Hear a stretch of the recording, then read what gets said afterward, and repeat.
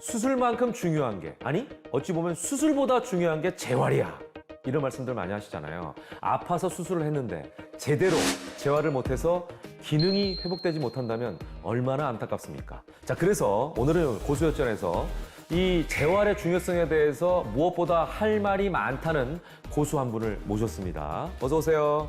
안녕하세요. 재활로 환자의 몸과 마음의 회복을 돕는 김종성입니다.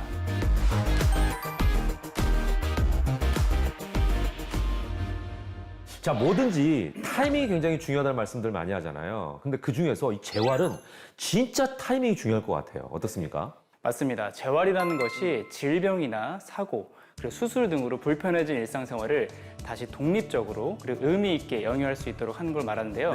수많은 연구 결과 적정한 때에 적절한 재활을 받은 그룹과 그렇지 않은 그룹을 비교를 해보면 전자의 경우가 훨씬 회복이 빠르다고 나와 있습니다. 그래서 제가 18년 정도 환자분들을 직접 만나봐도 적절한 때에 제대로 재활을 받으신 분들은 확실히 회복도 빠르십니다. 재활이 필요한 분들이 어떤 분일까라고 생각을 해보면 재활이니까 아무래도 근골격계 질환으로 수술하신 분들이 아닐까 싶어요. 그러니까 허리나 목이나 또는 고관절 이런 분들, 네, 이런 분들이 수술한 이후에 재활을 많이 하는 모습을 저는 봤거든요. 맞나요? 네, 보통 재활하면 무릎이나 고관절, 어깨, 목, 허리 이런 걸 수술하신 분들을 많이 떠올리는데 네, 그렇죠. 암 수술 이후 그리고 항암 이후에 체력이 많이 떨어지니까 거동이 어려운 분들이 계세요. 예, 그런 분들을 대상으로 재활도 하고 그리고 뇌졸중이나 파킨슨 같은 뇌질환 환자분들도 재활을 하십니다. 아, 뇌질환 환자들도 재활을 해요? 네네. 뇌질환과 재활은 언뜻 생각하면 잘 연결은 안 되는데. 예. 그러니까 뇌졸중 파킨슨은 대표적인 뇌 질환인데요. 이 질환의 주요 증상은 한쪽의 팔다리가 완전히 마비가 되는 편마비. 그래서 이제 잘 걷지 못하는 보행장애, 삼키지 못하는 삼킴장애, 떨림, 자세 불안 같은 것들이 있을 수 있는데 이런 것들 때문에 이제 일상생활이 아예 어려워지거든요. 그래서 재활을 통해서 증상을 완화하고 일상생활이 가능하도록 돕고 있습니다.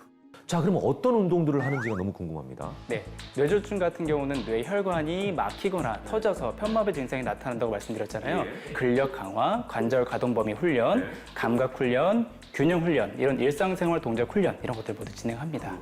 그리고 파킨슨의 대표적인 증상 중 하나가 몸의 움직임이 점점 작아집니다. 이런 거를 개선하기 위해서 동작을 크게 하고 활동량을 높이는 그런 게 재활의 핵심이고요. 뇌졸중이나 파킨슨 같은 거는 발생하는 문제 중 하나가 삼킴장애인데 마사지도 하고 입안 근육 스트레칭도 하고 혀, 입술, 인두 근육 강화 훈련, 구강 훈련 이런 모든 것들을 진행하고 있습니다. 지금 18년 동안 4,500여 분 정도 돌봐드렸다고 하시는데 혹시 그 많은 분들 중에서 기억에 남는 분이 계실까요?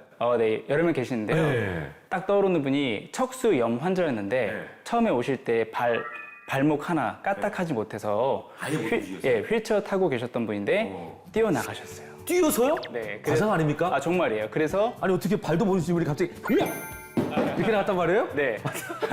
한 6개월 정도 재활을 열심히 받으셨는데 6개월. 그렇게 좋아져서 나중에 감사의 의미로 자전거를 타고 오셔서 이 자전거 앞바구니에 커피를 이렇게 담아 오셨던 분이 있어요. 야, 그분은 진짜 꿈에도 그리지 못했던 행동을 하신 거네. 네, 맞아요. 그분이 참 기억에 남고요. 너무 보람됩니다. 그러니까요. 네네. 재활이 필요하신 분들은 말씀을 듣다 보니까 일상생활이 어려운 분들이 대부분 아닙니까? 재활센터까지 가지 못하는 상황이 된다면 그분들을 위한 어떤 방문 서비스 같은 것도 있을까요? 네, 재활이 필요하신 분들 중에 거동이 불편한 분들이 많습니다. 특히 뇌졸중, 파킨슨, 인공관절 수술로 거동이 불편한 분들도 있고 그분들이 대부분 연세가 많으시잖아요. 이분들이 입원을 하는 걸 되게 힘들어하세요. 그래서 집에 가서 받기를 원하시는 분들을 위해서 저희가 서울부터 제주까지 전국 전 지역 다 방문하고 있습니다. 그러니까 연락을 하면 재활 선생님들이 집으로 직접 가신다는 얘기인가요? 네, 저희가 이제 전화 상담을 통해서 어떤 문제가 있는지 정확하게 듣고 그 질환에 가장 적합한 재활 선생님을 배정해서 보내드리고요. 저희 재활운동센터는 선생님들이 한 150여 분 계세요. 그래서 이제 모두 물리치료사, 작업치료사, 국가 면허가 있으신 분들이고요. 병원에서 근무했던 임상 경험이 최소 5년 이상 되신 분들인데 이분들이 직접 가정으로 가서 재활을 도와드리고 있습니다. 모든 환자분들이나 환자의 가족분들이 이 질문을 할 것 같아요. 얼마나 진행해야 좋아집니까? 이런 질문을 하죠. 그죠? 다 하십니다. 이게 궁금하니까. 네, 몇 번 받아야 돼요? 그러니까 네. 몇 번 받아야 돼요? 네. 몇 개월 해야 돼요? 맞습니다. 이거 굉장히 중요하잖아요. 네. 예, 뭐라고 말씀하세요? 이거 정말 이거 환자마다 다른데 그렇죠. 그래서 정해진 횟수가 있지는 않아요. 근데 이제 재활을 처음에 시작할 때 재활 선생님, 환자, 보호자가 이렇게 세 명이서 공동의 목표를 설정합니다. 그래서 2개월 뒤에, 3개월 뒤에 어떤 모습이었으면 좋겠다. 그래서 그 목표를 달성하기 위해서 주 몇 회를 하는 게 좋겠다. 구체적인 횟수를 정하는 거고요. 발병한 지 얼마 안 된 조기 집중 재활이 필요하신 분들은 매일매일 받기도 합니다. 그래서 횟수보다는 상태에 따라 원하시는 만큼 받으실 수 있습니다. 그러네요. 예.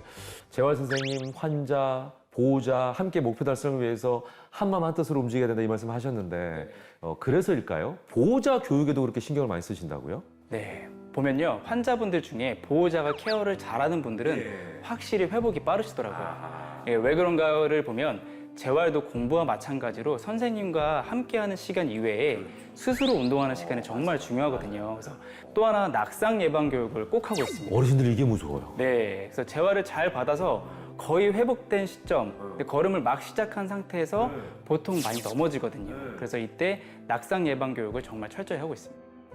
자, 이제 됐다 안심하는 순간 자칫 잘못하면 사고가 발생할 수도 있다 이 말씀을 드리겠고요.